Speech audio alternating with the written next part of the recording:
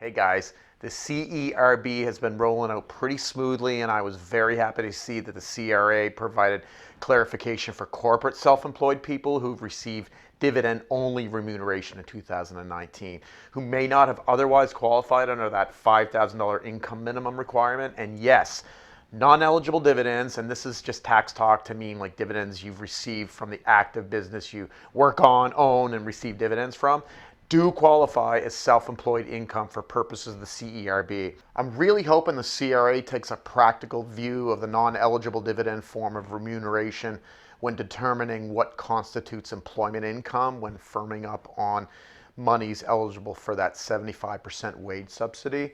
But I'm not sure I'd hold my breath here. In earlier videos before we had a lot of info, I reported that I didn't think owner salaries, and so that's actual payroll salary, would qualify for that 75% wage subsidy. However, I've since learned that they will qualify. There's just some special rules to prevent abuse, such as using a pre-crisis salary base. But also I will mention that this is not a time to get fancy with anything new. The CRA will likely be looking closely at any owners that change anything that puts them into a better economic situation as a result of this temporary measure. So reasonableness and consistency is the name of the game here. I would also try to avoid any back tax planning, such as going back and adjusting T4s and T5s filed back in February to suit your situation. You might as well also go buy a big red flag while you're at it that reads, "Hey CRA, come look at me," if you try to play these games. They've been very serious about taking severe measures against people trying to game this, so talk to your accountant about this. We will still need lots of info on this as it hasn't even gone to legislation yet, but in the meantime, I would encourage you to email, call, or write your MP requesting that non-eligible dividends qualify as payroll income.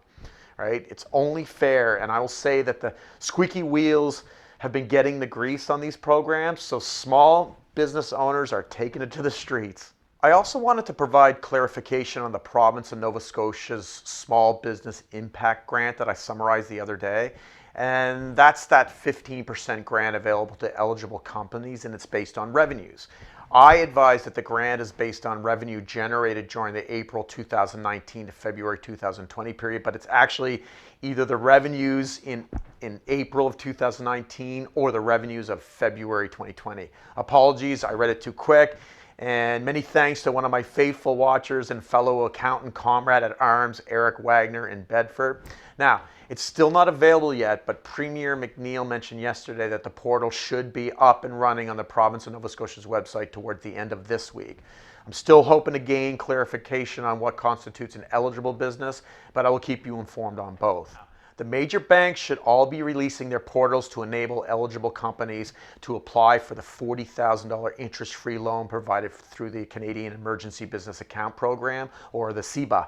The loan is interest-free up until December 2020, and if $30,000 is paid off before then, $10,000 is forgivable. Now, to qualify, your company needs to have a minimum of $50,000 to a maximum of $1 million in gross payroll, and the banks are asking you to have ready your 2019 T4 summary remuneration paid statement to prove this. Folks, this one is a no-brainer. Even if you do not want to increase your debt load here, get this one anyway.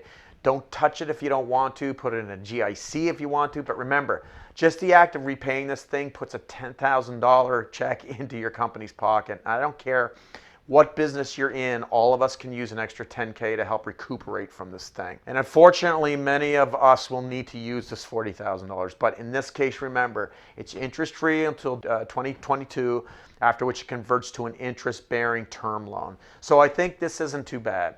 Again, share this email with anyone in need. Stay safe and thirsty, and the blaze is home.